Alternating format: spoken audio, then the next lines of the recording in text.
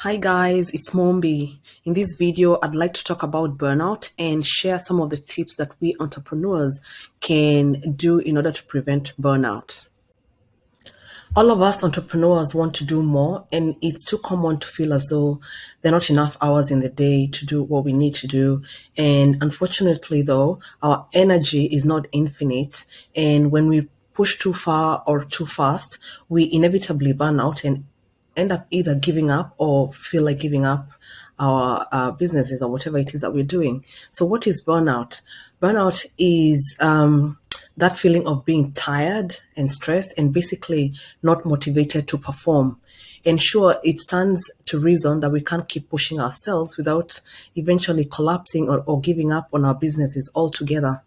So, when you're working hard to try and stay productive, I believe we all experience some level of stress, and that in itself is not necessarily a bad thing because stress is simply a motivation that's born out of your transmitters, and that's something that's happening naturally inside your body. So what happens is when we believe that things need to be done and that something deserves our attention, our bodies treats it the same way it would probably treat a physical threat. So your brain is flooded with dopamine and adrenaline, and this cocktail actually encourages focus, memory, alertness, and other things that could be useful for our businesses. Although this can be good for our businesses, the problem comes in when it just keeps going and going, and you never give yourself some respite. So you see, while stress hormones make you faster, stronger, and more engaged, they can also suppress your immune system and other things in your body like digestion, because they send blood and energy to more deserving functions in your body for the tasks at hand. Okay, so if this continues, you might actually start to feel a little bit unwell or to get ill. Spotting burnout isn't always easy, especially when you're so rushed and stressed that you barely even have time for yourself. So what are some of the signs? You might find that you find it difficult to wake up in the morning, you're having difficulty going to sleep, probably aches and body aches and pains, very irritable. Even small things that you would not normally tick you off are really, really annoying you. You're probably finding it hard to concentrate. You're really losing enthusiasm and motivation for things that you would normally enjoy. It could be something like bad skin. I personally experienced these in 2018 and 2019, early 2019. Maybe if you're a writer, you could be having writer's block. If you're someone who is in the creative industry, you might find that you're really finding it hard to be creative. So what is this that we can do to prevent burnout? These are really some tips to help you probably prevent burnout. And one of them is energy management. One of the things that you'll hear a lot when people are talking to you about, business is time management. Any productivity or business management, let me use the word expert, will talk to you about time management. So time management basically, it means that you're thinking carefully about how you can make the best and most efficient use of your time in order to fit everything that you have to do in. And this could be using scheduling softwares, a smart diary system, or any other tools in order to better arrange your time so that you can get more done, and in an ideal world also have more time to spend with your family, friends, etc. The problem with time management is fine, but the only problem is that it leaves one very important factor out. And so just ask yourself this: just because you can fix X amount of appointments in one day, do you think that it means that you should? Right? If you had unlimited energy reserves and willpower and no other commitments in life, then yeah, maybe the answer is yes.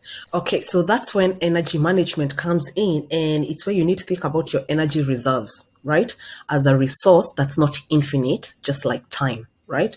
So perhaps limit yourself to doing, I don't know, this is just a general recommendation, maybe 5 productive things a day, right?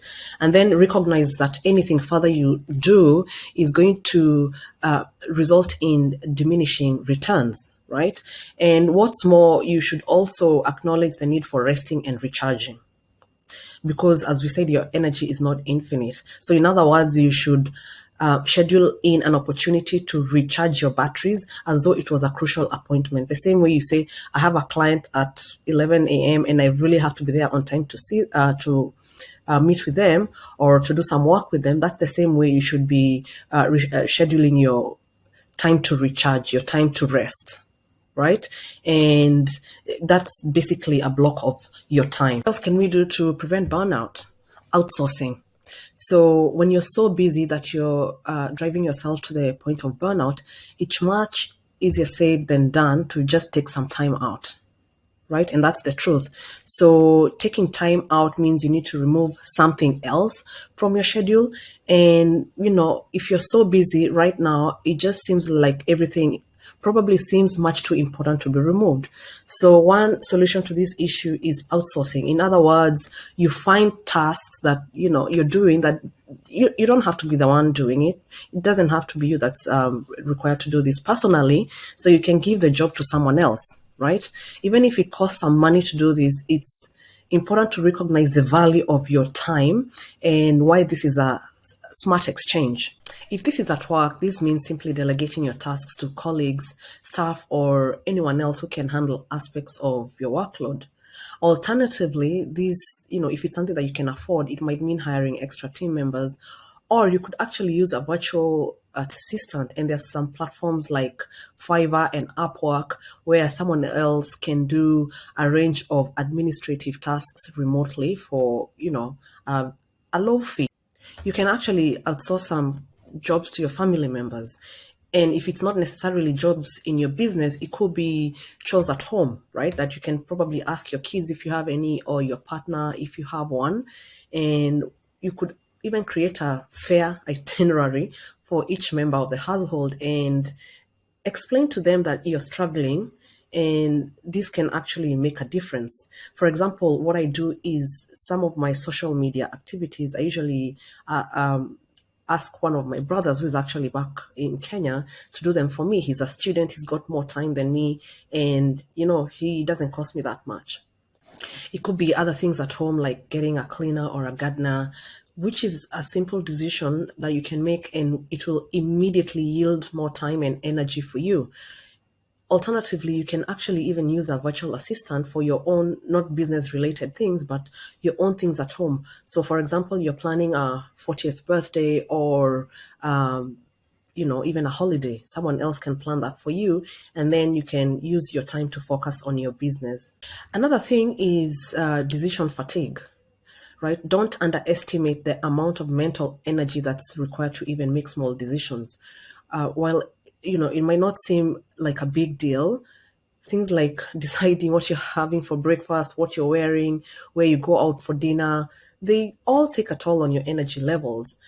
Making these small decisions can deplete your reserves and can end up to having a cumulative effect that contributes to burnout. So, for example, remember Steve Jobs? This is actually the reason why he wore the same, I think, black top and jeans every single day, so that he could eliminate the tiring process of having to choose what to wear.